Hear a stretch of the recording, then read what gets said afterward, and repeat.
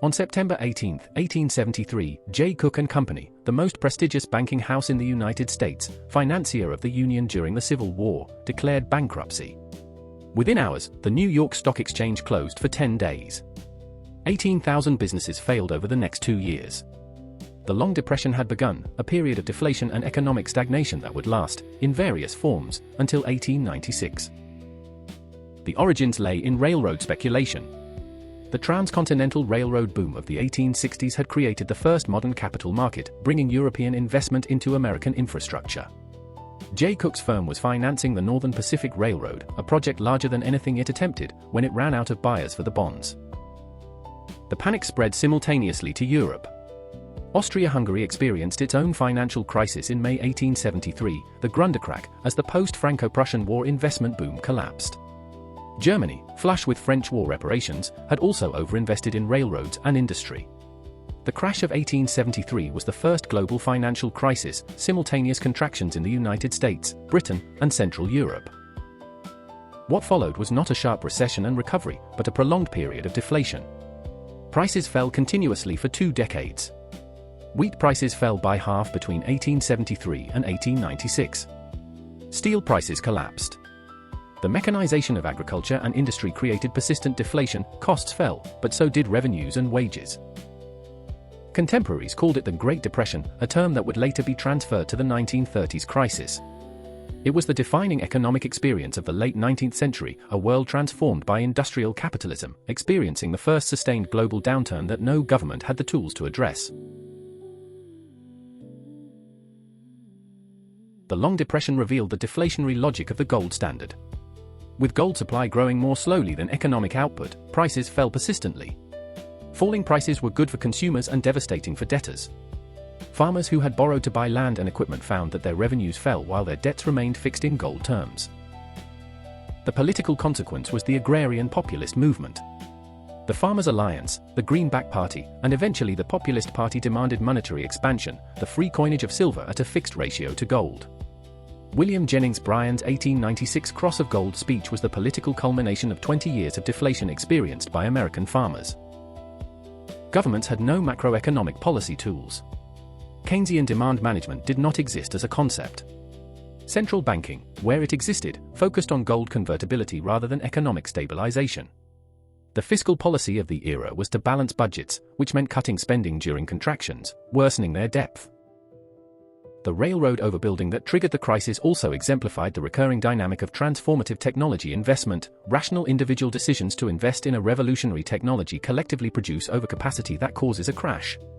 Canals in the 1830s, railroads in the 1870s, dot-coms in the 1990s, the pattern repeated across different technologies. There were no macroeconomic solutions to the Long Depression because macroeconomics did not yet exist. Governments responded with tariffs. The McKinley Tariff of 1890 raised average U.S. import duties to nearly 50%. The logic was to protect domestic industry from foreign competition during the deflation. The gold standard itself created the eventual solution. The discovery of gold in South Africa in 1886 and the development of the cyanide process for gold extraction expanded the gold supply. The Klondike Gold Rush of 1896 added further supply. As gold supply grew, deflation moderated. Prices began recovering around 1896, coinciding with the end of the Long Depression. Technological change also worked through the Depression rather than against it. The railroads, despite the crisis they caused, connected national markets and reduced transport costs. New industries, steel, chemicals, electrical equipment, emerged and grew. The structural transformation of the economy continued despite the deflation. The political response, the defeat of Bryan in 1896 and the consolidation of the gold standard, resolved the monetary debate in favor of gold. But the populist movement's demands were eventually satisfied through other means. The Federal Reserve Act of 1913, the income tax, and eventually the New Deal reflected the political legacy of the agrarian revolt. The Long Depression was more a period of continuous deflation and slow growth than a catastrophic collapse. Living standards, measured by real wages, actually improved for many workers during the period, because prices fell faster than wages. The crisis was experienced differently by debtors, who were crushed, and by creditors and workers in stable employment, who benefited. The period accelerated the concentration of industry. Businesses that survived the deflation did so partly by achieving scale economies that smaller competitors could not. The merger wave of the 1890s and early 1900s, creating US Steel, Standard Oil, and other trusts, was partly a response to the competitive pressures of the Long Depression. The intellectual legacy was the development of economics as a discipline capable of analyzing the business cycle. Alfred Marshall, Knut Wicksell, and Irving Fisher developed the theoretical frameworks that would become the basis of macroeconomic analysis. The experience of prolonged deflation made the quantity theory of money and the relationship between interest rates and prices central questions.